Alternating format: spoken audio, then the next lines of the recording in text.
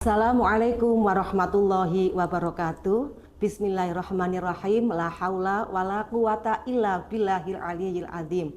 Alhamdulillah pemirsa, kita ketemu lagi. Kali ini kita bicara tentang ketahanan rumah tangga. Tidak semua rumah tangga berakhir bahagia. Tapi setiap pernikahan pasti ada ujiannya. Pertanyaannya, bagaimana Islam menghadapi ini?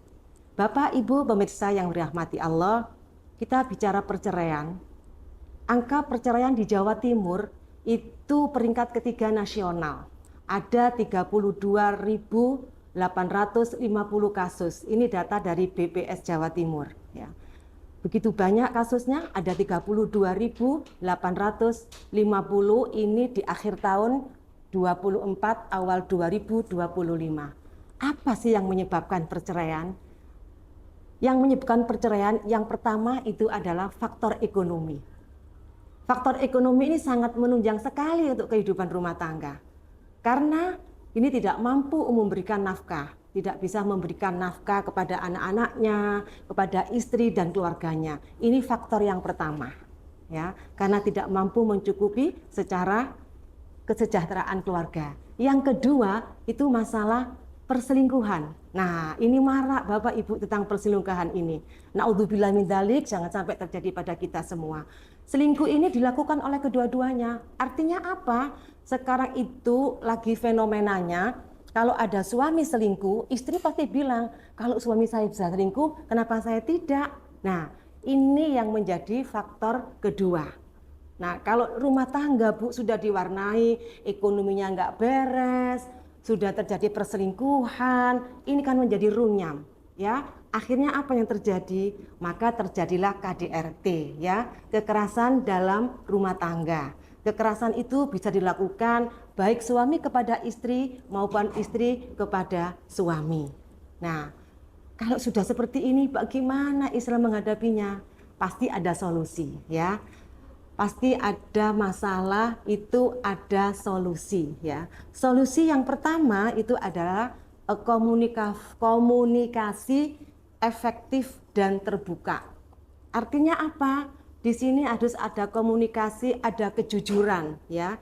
Ada jujur, keterbukaan komunikasi yang menyampaikan apa sih yang menjadi keinginannya dalam rumah tangga, apa yang menjadi ketakutan dalam rumah tangga, dan juga termasuk yang menjadi harapan di dalam rumah tangga.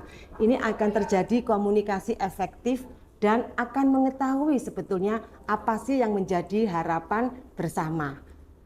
Yang kedua, mendengarkan, baik suami mendengarkan istri maupun istri mendengarkan suami. Karena dengan begini kita ada komunikasi efektif, jadi sama-sama tahu. Nanti akan menjadikan pecah, ya, masalah-masalah itu karena dengan adanya komunikasi yang efektif, saling mendengarkan, saling berbagi.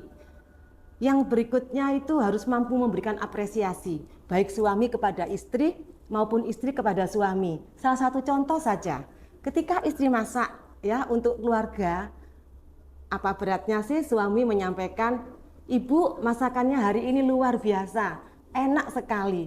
Nah, ini apresiasi. Jadi apresiasi itu tidak harus berupa materi, ya Bapak Ibu, yang harus berupa hadiah mahal. Tapi dengan ucapan itu sudah menjadikan hati ini adem, seneng, ayem.